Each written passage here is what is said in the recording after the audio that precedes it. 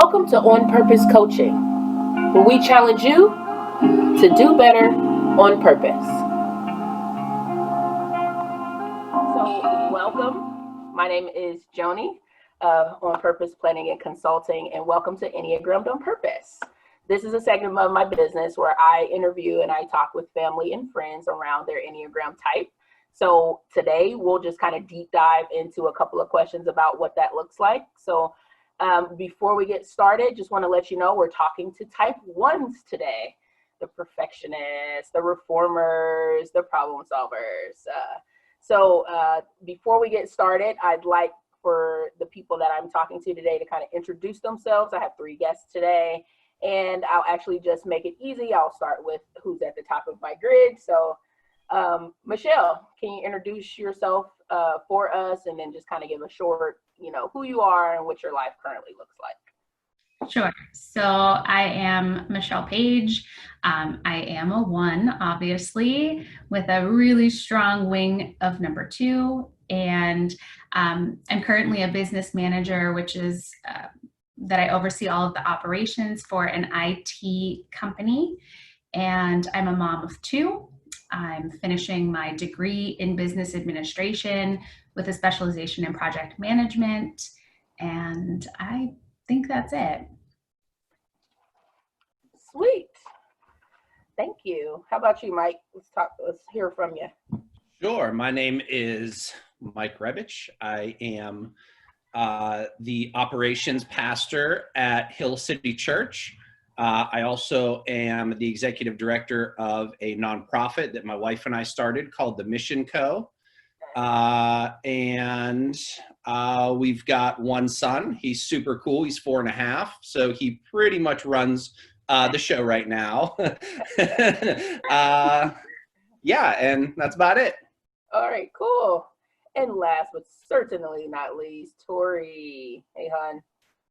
Yeah, so I'm Tory Farmer. I am a wife and a mama of 2 littles. I am a pediatric physician assistant, now super part-time, so I'm doing that 1 day a week. Work part-time with Eric doing Next Generation Ministries at Hill City. We have a small business called the Farmer Co., where we do t-shirts and give a portion of those proceeds to fighting social injustice. Right now we're doing A21 still. I'm sure I'm teaching at Seton Hill in their PA program as well. So I teach their PEDS course, and I'm actually teaching their medical ethics course right now. So yeah, kind of that's me in a nutshell. Yeah, I love the diversity. I love the different backgrounds. I love that you guys are at different areas in your life and have church leaders. We have people out in the business world. This is what I love about the Enneagram and how it brings so many different types of people together. So let's hop right into your number. So we're talking about the Reforming Perfectionist. Gotta love the 1s. We need 1s in our lives. 1s help us make things happen the right way. And how many times do we go off the rails there because something wasn't done properly? So the organized, productive, ethical, critical, sometimes judge, but creates order and structure, and that's what we need in our world. So we definitely love our 1s. Motivations to have integrity, to be virtuous, balanced, but sometimes the fears of being irresponsible, wrong, or condemned. 1s are, I love 1s. I have very good friends that are 1s. Obviously, one of them is on here with us today, Michelle and Tory. But here's something I did see today that I wanted to bring in that I hadn't necessarily brought into the other interviews. So in my book from Beth McCord, whom I'm getting my coaching certification through, the primary perspective of a 1, you believe you must fix and improve the world because it is full of imperfection. Your primary focus of attention is seeing errors, mistakes, and problems that need fixing.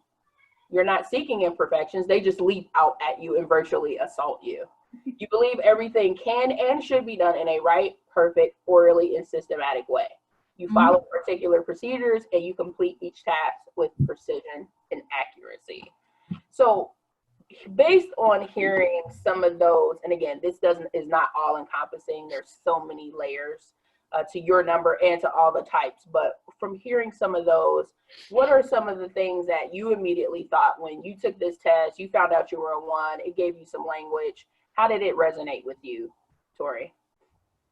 Yeah, I mean, I think, so before even hearing about the Enneagram, I realized I had an inner critic in my head that no one else had, because my husband's a 7. So he has, like, there's not like a critical bone in his body unless he's really stressed. Then he like is incredibly critical. But if he goes through, that's his stressor number is a 1. Yeah, we figured that out. We're like, this makes so much sense.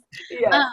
But so like, you know, so for example, I would like knock over a cup of water and I'd be like, I'm such an idiot. Like, why did I hit it? Like, I should have moved that back. Like, you know, and Eric would be like, what? It's water. Yeah. Like, it's like, what? You hit water. Why are you an idiot? You know, so I had no idea. So I was really aware of that coming into like learning about the Enneagram. So it was just cool to get verbiage and then to be like, oh, I'm not alone. Yeah. Oh, like I thought everyone had an inner critic until I met my husband. Then he was like, no, you're not normal. And I was like, oh, okay. So then I thought I was the only one. And now I'm like, oh no, it's just I'm a 1. And you know, but it's tough because it is like imperfections just jump out at me everywhere. Like Eric's like, can't you just come into a room and like see the good thing? You know, like he's building tables and I'm like, oh no, there's a scratch there. Like you messed that up. And he's like, this whole table looks beautiful. Why did you just come down and critique that one thing? Right. So yeah. Yeah, definitely jump in there, guys. What do you think? Yeah, so I never knew that everybody didn't have an inner critic. I thought that everybody had that. But what really helped me, so back when I was in college, so this was in like 2002 or 2003, like I didn't even know anything about the Enneagram. And there was a lady on staff at my college, her name was Joy Jewell. And she had recruited me to help do student orientation for the incoming freshmen. Okay. And so like every year after it was all done, I mean, we did a fantastic job because I had the whole thing organized like to a T, but we would always come back together afterwards and she'd be like, okay, like, did you guys find anything wrong? Or is there anything that you could do better? And like all the other people, they were like, no, it was great. It was good. And I'd be like, okay, so I have 4 pages of notes of what we did wrong and what we can do better next year. And a couple years into it, like, I was like, Miss Jewell, I was like, am I just like a super negative person? Like, why do I always find stuff wrong with everything? And I don't even think she knew about this, but she was just so great with people. And she was like, you have the great ability to see the areas that we are lacking and that we can improve on next year. She was like, and you're the only one on our team that can see that. And I really value that. And I really was like, oh, okay. So I did not know that everybody could not do that. And that's really when I began to, realize that I had that inner critic and I had that ability to see those things that other people just kind of glossed over, and everything was just kind of fine. Okay. Michelle, what about you? I always had an inner critic. I've named her Karen, so I can tell her to shut up. Okay. Which is true. I do. We're going to talk about that. You got to name your inner critic. That's the number one thing you can do, so you can shut it down. Yeah. So her name's Karen. She is super aggressive sometimes, and I had to learn that not everyone has that. Much like you, Tory, I expect myself to be perfect. So if I've knocked something over, if it's been an accident, I should have anticipated it. I should have seen that was going to happen. Like, how could I not? Imperfections do jump out at me really, really easily. And sometimes I'm critical of people unknowingly because I think, well, why didn't they see that? Because I see it. How do they not see it? And so the level that I hold myself to, people are intimidated by because they think I'm holding them to that same level. Sometimes I subconsciously am and I don't realize it. So there's been so much that I've had to learn about myself from Enneagram that has always been there. I just didn't realize that that's what it was. sometimes I just expect that other people should be that way. Yeah, that makes so much sense. So even as we lead into core motivations, like why we do the things we do and why and how we're affected by those different types of things that we do. You even mentioned, what we call one of your defense mechanisms, which is I know this is happening, but I'm going to act exactly the opposite in order to play nice, so to speak, right? Because of course they should have seen it, but that's okay. I'm not going to attack them. I'm going to play it cool and it's going to be okay. But then inside, I'm very resentful for the simple fact that, number one, I probably have to clean it up. Right. And then it's like, okay, they should have known better. So it's that fight that you guys have that we call it reaction formation to avoid the anger and maintain the self-image of being right. You just stuff it down and you're like, okay, I'm just going to act like it's not happening.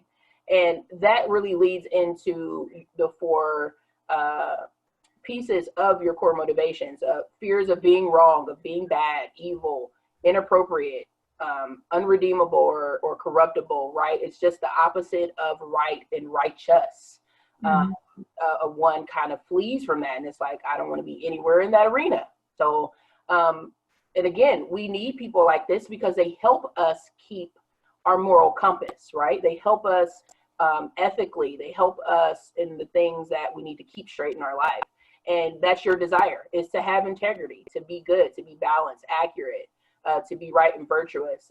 And again, I like to call it righteous. So it's not just necessarily right. I like to call it righteous because it's actually, again, you're taking it to another level of, I really care about why I want it this way.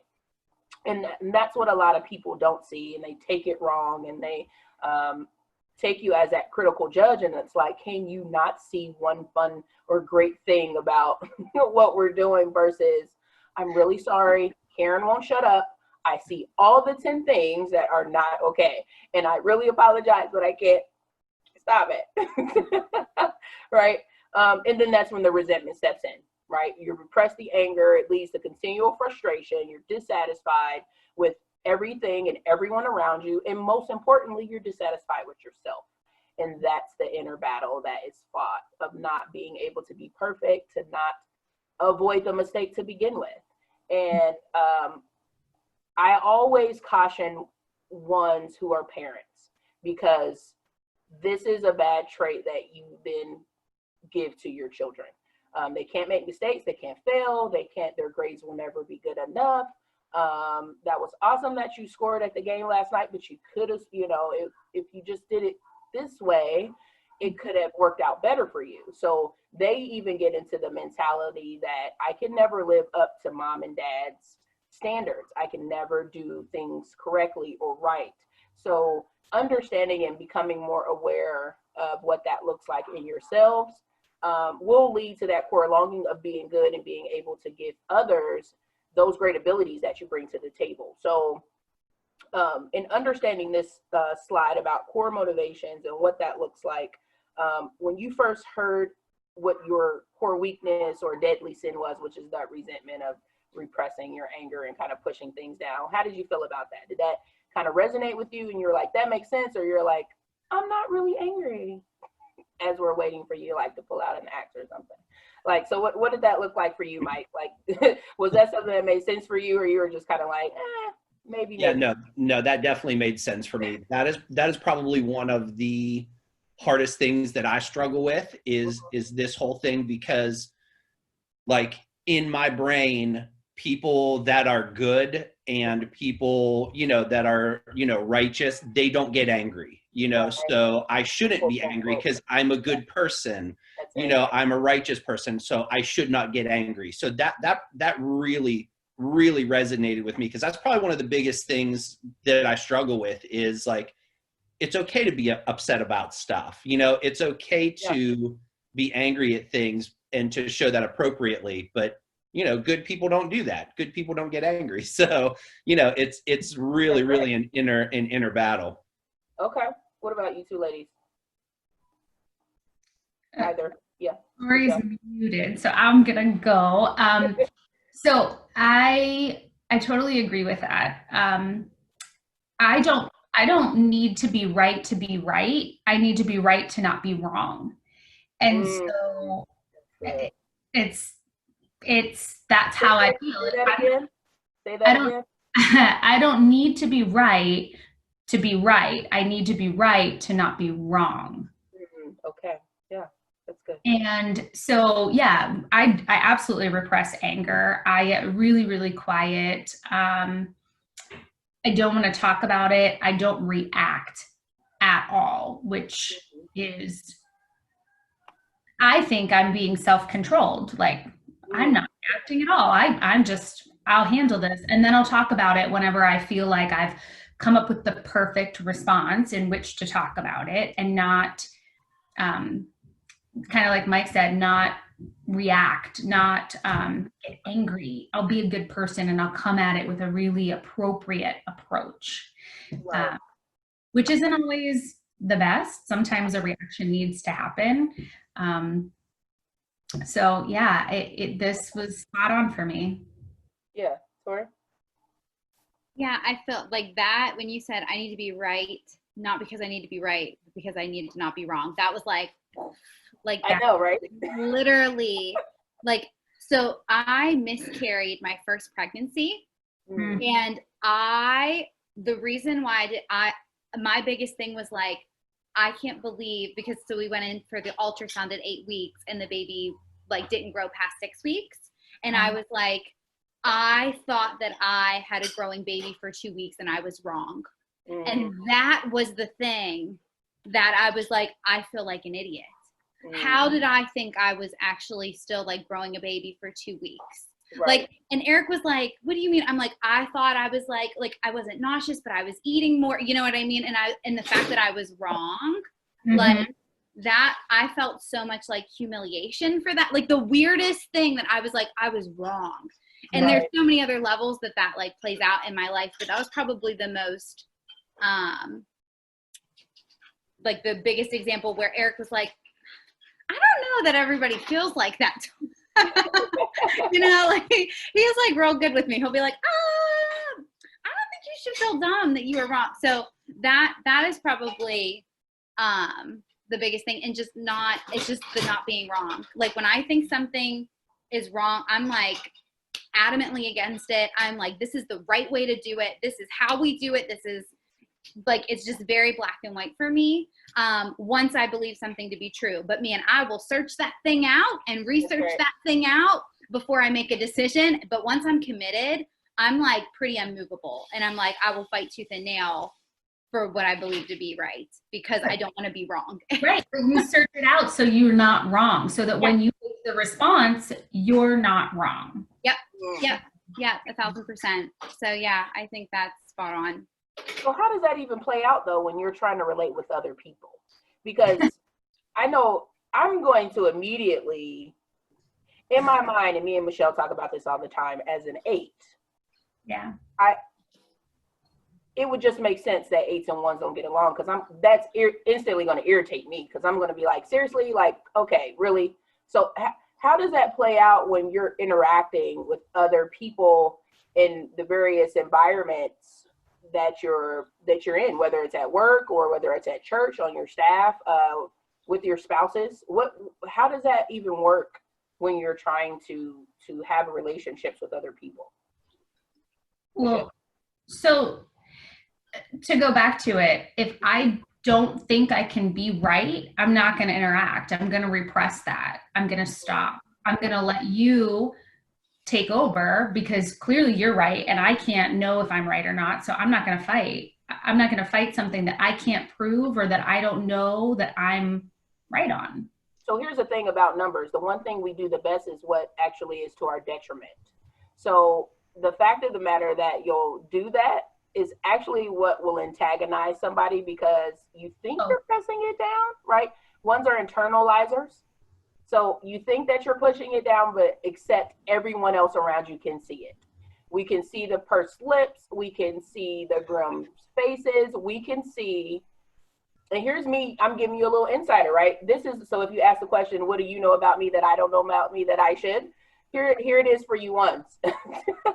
We know you're angry. we can see it. We can feel it, right? It feels like maybe death rays being sent across the room. So with that being said, now that you kind of realize that, now that I've kind of made that an aha moment, what do you think about that, Mike? Like, people actually really do know that you're angry, and we do know that you're not pleased with us.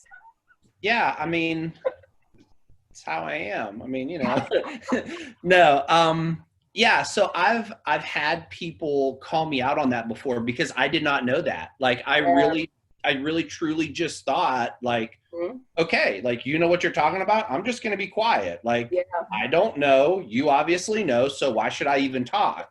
You know, and in my mind, that's the right response. And so I've had people call me out on that, and I have had to, you know, like, in meetings with people and with groups of people, I have had to get very uncomfortable by learning how to just talk, even when I don't know what I'm talking about, or, you know, like, for me to give an opinion on something that I don't know, I'm like, okay, I want to make this clear. I do not know if I'm right or not.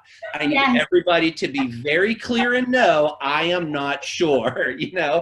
And Mike, how many times when we're like, we are just processing here. This isn't my opinion, just so you know. Like, I have to make it abundantly clear. And I know people are like, okay, we get it, fine, right. But that's what I'm saying. I'm the 8, and I'm like, just say what you have to say. Like, oh my God, we don't need a practice for that. Yeah. So it's just for me, it's just having to be uncomfortable. And I've just had to learn in those settings, whether it's a staff meeting or groups of people, or, you know, where work has to get done. I've just had to learn to be uncomfortable. And I give, you know, 1,000 of those. I'm not perfectly sure, you know, but that's just what gets me through. Okay. So in looking at that, Tory, I'm going to ask you first. So this is a 2-part question. So with that being said, knowing these things about yourself, what is the best thing you feel like you then bring to a relationship? And then what is it that you feel like you need from others? So I don't totally understand. So because of the anger thing, go ahead. No. Just as we've been talking about the one in general. Okay. And all the things that you know about yourself now, and the knowledge you've been armed with, and then just knowing yourself in general. What is one thing that you feel like you bring to a relationship? What is a good quality that's something that you bring to a relationship? Yeah, I feel like I hold, like, so the easiest relationship is like my marriage relationship, right? Like, I feel like that is really where I am all that I am, right? So I feel like I hold us to a high standard. When I'm healthy, it's a healthy high standard. Okay. You know, and that I'm like, okay, like, we said we were going to do this, so we're going to do this. Okay. And, you know, like, so we said this is the way we're going to do it. So we're going to, like, I am all about follow through. Like, I'm all about showing up on time somewhere. So I feel like that has been really good for us because Eric is, like, on the other end. So we, as a couple, are more reliable because of me. Okay, so good. You bring reliability and ability to stick to structure to a relationship. Now, what's one thing that you feel like you need from a relationship? More fun. More fun? That's it. Yeah, more fun. Because I like, ones need to do is relax more, right? Yeah, so, absolutely. You know, so I can be very focused on, like, where we're going and how we're getting there and making sure we're taking all the right paths. Like, if we're driving somewhere and we make a wrong turn, I freak out, and Eric's like, Tor, it's 2 minutes to turn around, you know, so just enjoying the journey, you know. Yeah. How about you, Shel? I think I bring a lot of organization. That's what I do. To all of my relationships, I like to binder everybody's activities for them. Thank you. Yeah, I know. It is a gift. I'm not sure people want it, but it's the gift I'm giving. And what I need from relationships, what I recognize that I need is grace, because I don't give it to myself. Okay. So I need it from other people. I need other people to assure me that I can take a break, that I can take care of myself, that I can make a mistake. You know, all of those pieces, that's what I need. That's what I seek from relationships. People who are willing to see past the perfectionism and allow me to be less perfect. Yeah, that's good. Right? That's good. That's good. Yeah, so I think what I bring, a little bit of what Michelle said, like that organization, you know, I mean, I can organize my way into or out of anything, you know.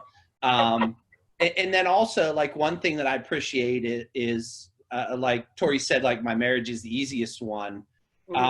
Like, when we need to make decisions, like, my wife will be like, okay, like, you research it, you figure out what's best, and that's what we're going to do, you know? And I'll be like, okay, so do you want to see my 20 pages of notes? Like, you know, and she's like, no, I know you've researched this to as much as it can get done. So that's fine. That's what we're going to do, you know? And I appreciate that, because I do, you know? And so, and I think for me personally, what I need the most, almost all the time is time to process. Okay. I am not, like, if you throw something at me from left field, like right on the spot, and want to talk about it or need an answer, like I don't do well with that at all, you know? So I need that time to process and to think, but not too much time, you know, because then it becomes scripted, you know, and I have this perfectly scripted answer in my mind that I'll just rattle off without thinking about it. So I need that time to kind of process, think, and work through stuff before I'm ready to talk. Yeah, and that's so important for you all, for people in your life to understand that, because you're in the gut triad with me, 8s, 9s, and 1s. And for you as a 1, to your point, you're thinking repressed. So you're good at doing, you're good at feeling, thinking kind of comes second nature to you, which is why it takes you a little bit longer to do it. And again, your emotional struggle is with anger, but your desire is for justice, because you like to see things be made right. You like to see things working out for people in ways that make sense, which is, it makes sense, Tory, why you guys partner with A21. It makes sense, like, why you developed a company, Mission Code. It makes sense, Michelle, why you work with Propel and work with empowering women and helping them to do the right things. So that is a great desire for your number. So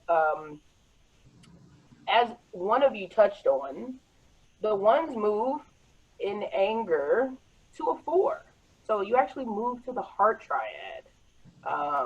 And sometimes what that looks like is you feeling resentful or indignant that others aren't fulfilling expectations or aren't doing the things that you've asked them to do.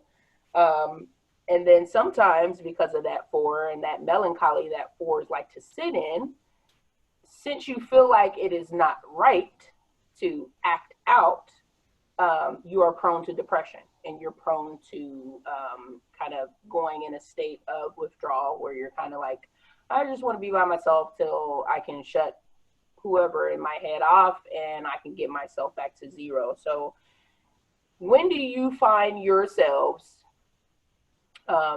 and I'll start with Mike, when do you find yourself in your most stressful state? Like, what takes you to that dark side where you're like, okay, I'm really not feeling you.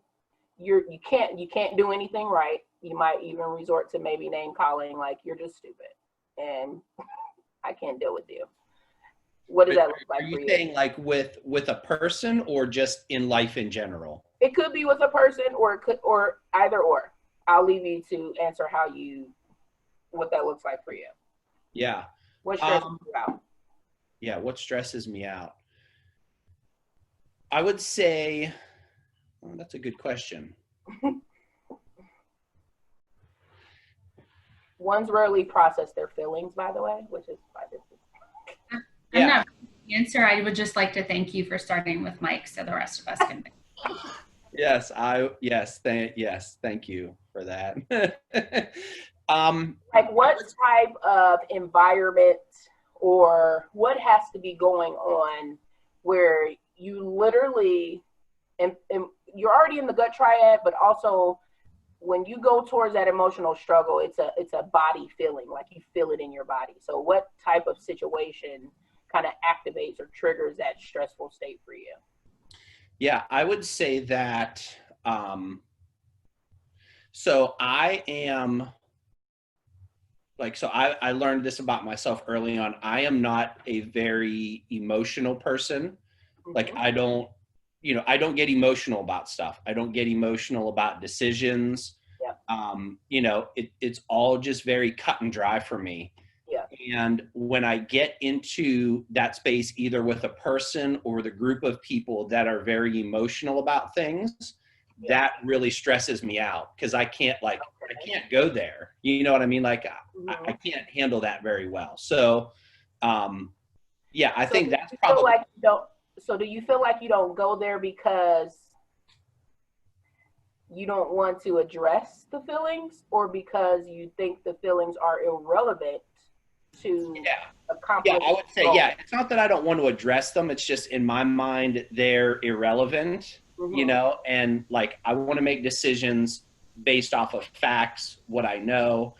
And, when I get into those situations where people are very emotional about, and I'm not talking about like being at a funeral where people are emotional, I'm not talking about that. I'm talking about like, situations where you're making decisions where, actual important things are going on and there's all those emotions flying around.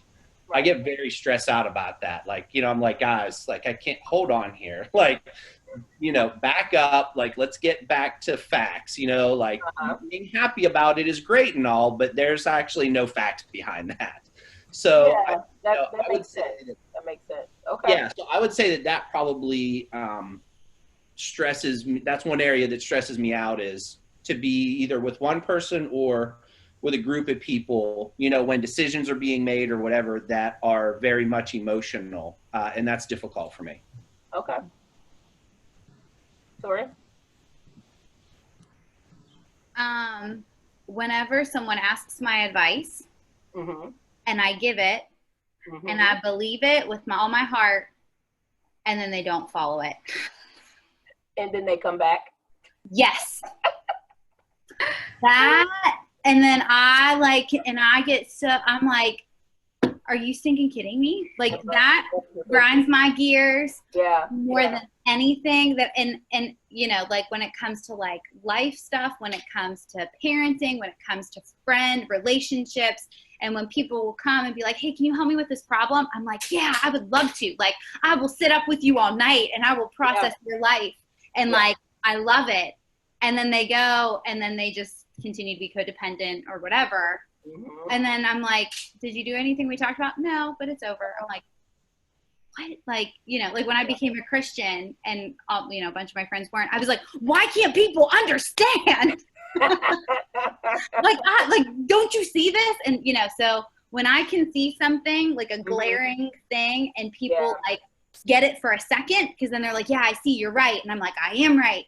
And then they turn around. Yeah. And then they turn around and they don't follow it. Like, that I've had to really process through, being like, I can't control people. I can't control what they do. And I can't give too much. So I think it's like the two wing, where I like love helping people out of their emotional stuff. And you exactly, I was just getting ready to touch on that. That's a two wing where you fall into that pride. Yeah. I know better. Yes. Right? I know better. Yes. So that's probably my, that gets me all fired up. Okay. Michelle? I'd say mine is kind of two things. So one is, if I have an overwhelming amount of things to do, I can get really, really stressed out, because I don't want to do it if I can't do it perfect.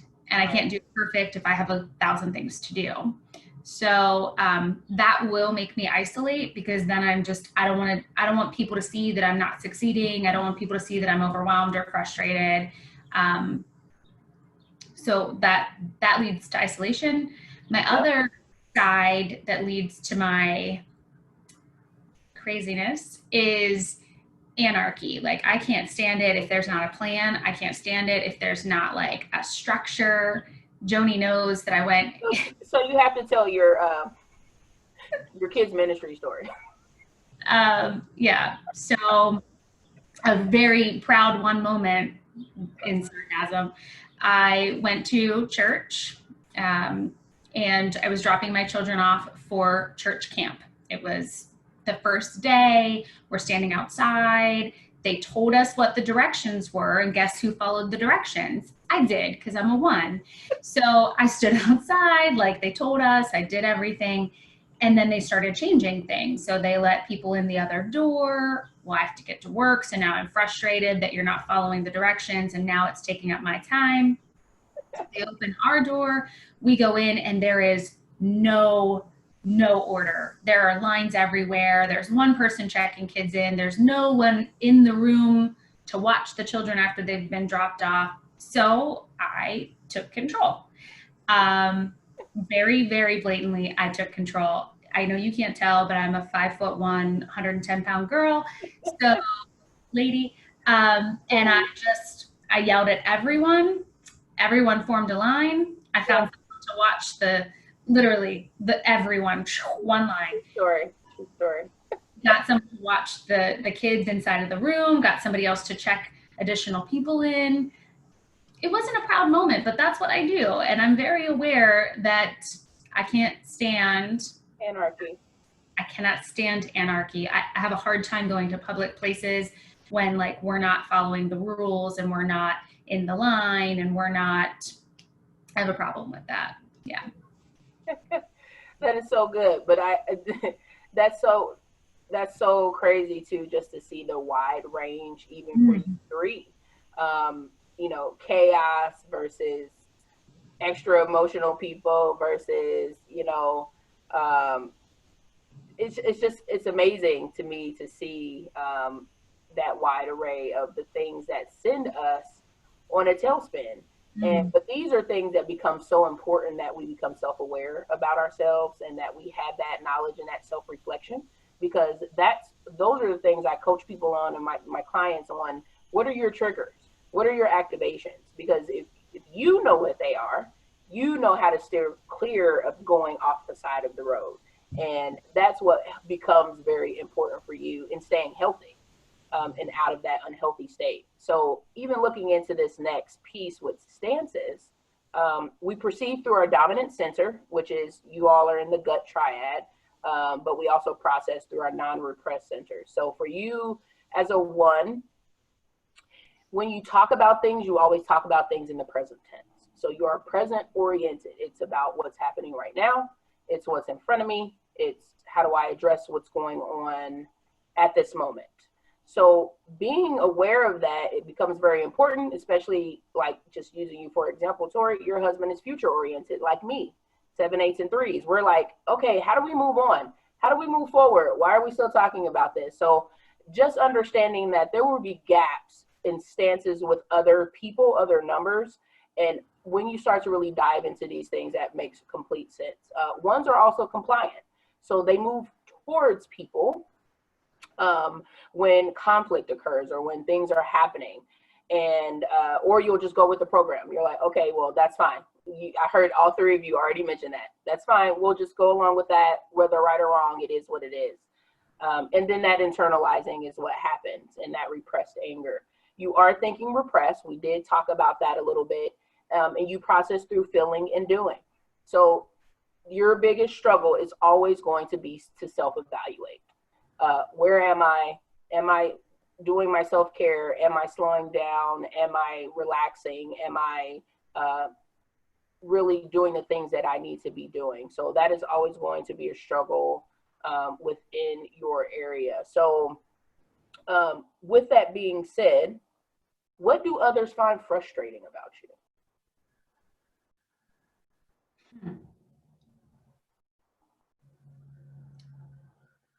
Anyone can answer. I see you thinking. That's why I didn't call anybody out, because I see you processing.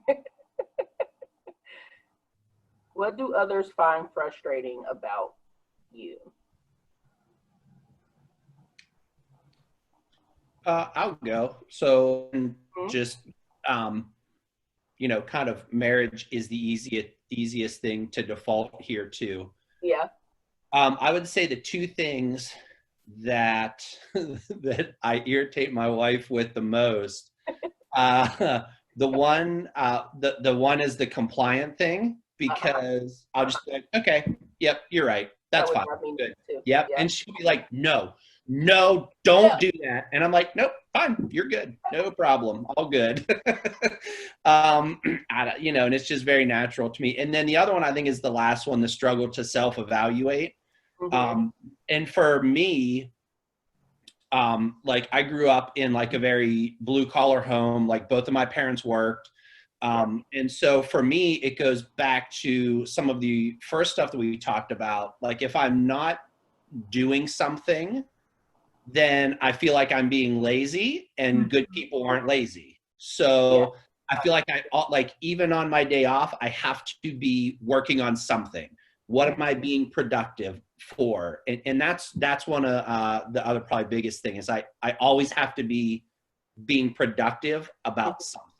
Okay. And now, do you impress that on other people? Because how would that? No, I don't, which is the thing. Like, I'll be like, oh yeah, oh, you're taking a week off. That's great. I'm going to use this week. It's like, no, not me. Active as I can, you know. So I don't find myself pushing that on other people, but I judge myself very hard on it, though. So Tori, what was that reaction? Let's hear it. Wait, I have a quick question. What is your wing?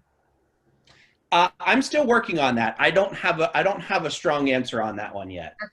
So I feel like some of the things that you said, I know Tory has a wing of a 2, and so do I, and we were both like, nah, we push that on people. So I'm thinking it's not the same. Yeah, and here's the thing too. So I know that kind of thing is out there, that you only have one wing, but if you know how birds work, there's birds have 2 wings. Yeah. So you definitely pull from both sides. Right. And your other wing is a 9. So that peacemaking, kind of slothful, lazy, withdrawn, taking life as it comes.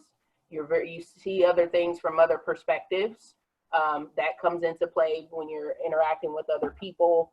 Analytical, I heard some of that.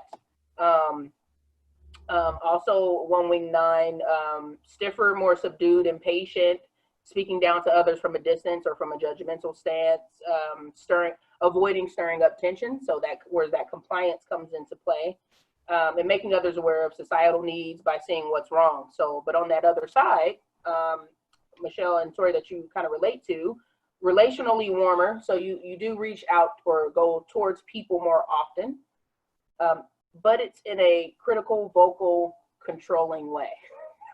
To the point of, yes, I'm going to make, you're going to do it. So sometimes the struggle is you become more rigid, intrusive. You cross boundaries you probably shouldn't cross with your advice. And then insisting that others follow it precisely the way that you gave it to them. But you do support people, and you do look for, the good in people and try to pull it out of them. So that is funny that, so you probably do lean more towards a 9, Mike. We do lean stronger, maybe one side or the other, and as you're learning on your own, just realize you're going to pull from both sides.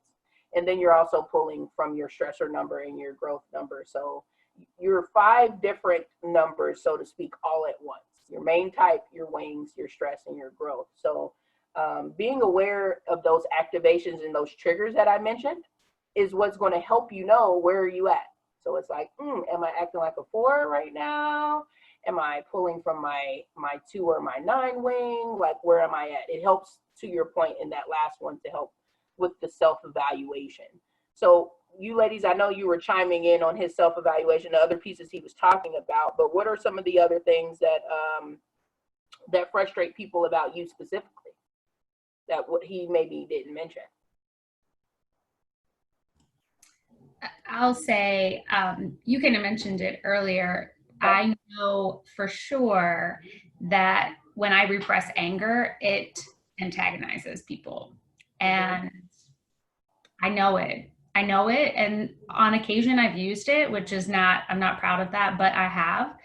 Um, and I think that that's probably something that's pretty frustrating. Also, my perfectionism, like I said before, makes other people feel like I'm holding them to that same level, particularly my husband or, you know, people that are closer. Um, and I absolutely force them to not be lazy. Gotcha. Force them to not be lazy. Tori?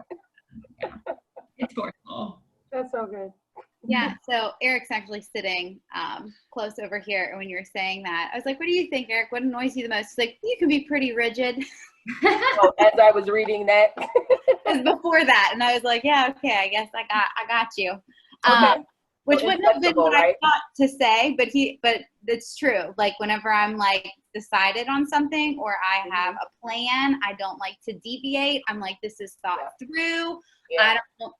I'm flexible in some aspects, but after I've thought through a plan and I believe that that's the right answer, I'm like we had our processing time and now that processing time is over. We have our chart here and here's our algorithm. We will stick to that now. You know, like we're not feeling about this anymore. Like we're just sticking to what we said back then. Can you stop feeling and can you stop thinking about it? Like, can you just do it? Just do it. And then that's when you cross over into the controlling piece. Yeah. So we can have some heated discussions in the farmer home. Yeah, sure. So, and then that's just it, right? How do we relate to our ones? And that's what becomes most important is how do we start to develop those relationships and work with people who have the different perspectives than we do? So for a one, to help create rapport with them, respect their integrity, and take things seriously. And I know that's probably a very big one is taking things seriously. Actually, that's probably something that annoys me is when people don't take things seriously. And I'm like, okay, we're trying to get things done here. Like, can we bring it in? And we love that, right? Especially like with our sevens. And we're like, okay, we need you to focus. Bring it in, everybody. But try to avoid making agreements that you may not keep because then that's going to be a pain point for them. So neglecting proper procedures or good manners is, again, a no-no for a one. But join them in seeing how things can be improved. You truly just want to see things be better. And that's what we need to do as others to try to just see that. That's where that grace and that compassion comes in. And it's like, they're not trying to be critical. They're not trying to be judgmental. They truly just want to see things be better and be improved. So to handle conflict with the one, ask them to be direct with their anger, talking to you, Eric, and get past their resentment. So admit your mistakes. So you got to take ownership and responsibility. Speak with personal conviction and authority, and then challenge them to see more than just one right way. So that is then the other side coin, right, for the one is, I may have messed up and I didn't live up to your standard, right? That was me taking responsibility and accountability. However, can you see that it happened this way, and how else can we look at this? And to support their growth, help them be less critical of themselves and more accepting of their mistakes and imperfections. So affirm them, affirm a one, affirm a one. Let them know, because that's their greatest desire and longing, that's truly the growth transformation for them, is to know that they are good and they're made good in God's eyes because that's the way that he created them. And that is their true transformation to get to that point. So ask them to mediate their judgment with fairness and forgiveness. Remind them to share responsibility with others. So that's great that you put a whole plan together, and that's great that it's probably a pretty awesome plan, but it's not okay to just hand that plan over and then walk away. And then when they jack it completely up, you're like, really? You couldn't follow all 250 bullet points? And we're like, no, we couldn't. But it would have been nice for the one to walk alongside them. So that is something that the one would have to think through. Like, how can I walk alongside people, especially when I'm giving them these standards that I'd like them to follow? So, but encourage them to have fun on the other side of that. So higher emotion or growth transformation is to change what can be changed? It's serenity for you all, right? The George Costanza, serenity now. That is what a one has to walk around the house yelling, because that's pretty much what it's going to look like. To accept what cannot be changed and to develop the wisdom to know the difference. It's truly serenity. Serenity is your word. So before we wrap up, I just like to hear one specific thing that you would offer to anyone who would be listening, and or if one of your family members or something ends up listening, or coworkers, how they could better work with you. What is one thing that they could do to help?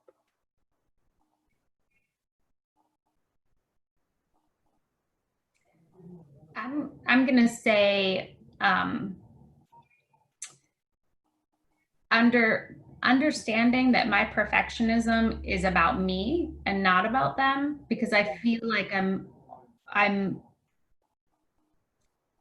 always concerned that I'm going to harm them, hurt them, etc. That's part of my virtue. I'm virtuous. I don't want to, anger people. I want to be nice. I want to be kind. I want to be, appropriate. I want to be all of those things. And so I think that if I see them struggling with my perfectionism and thinking that I'm projecting that on them, that's very difficult for me.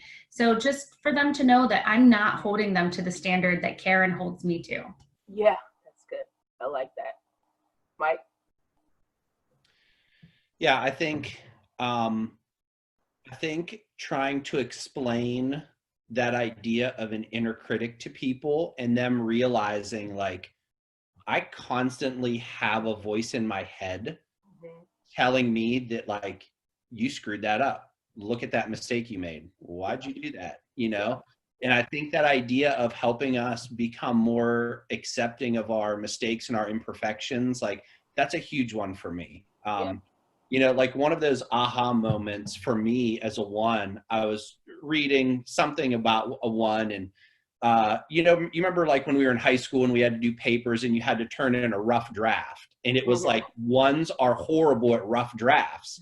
Yeah. And I was like, yes, someone understands me. Like, I cannot turn in something that's imperfect. I can't do it, and so I think that's the biggest thing, is realizing that idea of an inner critic.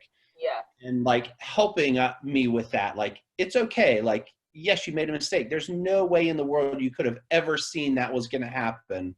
That's right. It's okay. That's right. That's good. Mike, I love that you said that, because it makes me think, and maybe you do or you don't share this part of the inner critic, but I'll get off of this call and I'm going to rethink everything that I said and see if I said the right thing and if it came out the right way. And I'm going to critique everything I just did. And I loved everything that each of you said. And I think that it was perfect, but I won't think that what I said is.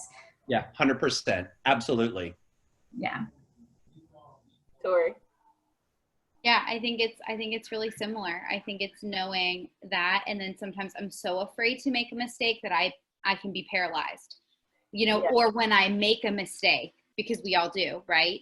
And even if it's this teeny one, I can get so, like, it's like, I'm like, I never want to, I just want to quit. Like, I go to this extreme, like, I just want to quit because I can't do anything right. And I'm not going to be able to live up to that. So I think it's just being, like, encouraging that when mistakes happen, like, that I'm just always so afraid to be wrong and do the wrong thing, so that paralyzes me. So I think it's just reassurance that, like, when you make a mistake, like, it's going to be okay. Yep. We're going to get through this. And it doesn't reflect your identity, Exactly. So I think that has been, and is really helpful. That's so good. Michelle, you got one more last thing? No, not necessarily. I really agree with that. And I think it goes back to that grace that we need to understand. I don't need additional judgment. I get plenty from myself. Yeah. That makes sense. Mm-hmm. I like it. And so I'd like to thank you for stopping by with Coach Joanie Bop. This is On Purpose Coaching, where we challenge you to do better. And You all have a great evening, and I will talk soon. Thank you for tuning in to On Purpose Coaching with your coach, Joanie Bob. Make sure to subscribe down there in the right-hand corner and like my videos if they made an impact on you today. Visit my website, onpurposeplanningandconsulting.com, and sign up for your next step in practical improvement. Use code Enneagram for 50% off a one-time coaching session until the end of July this year. Believe me, it will be worth every penny. Again, thank you for listening today to On Purpose Coaching, where we challenge you to do better on purpose.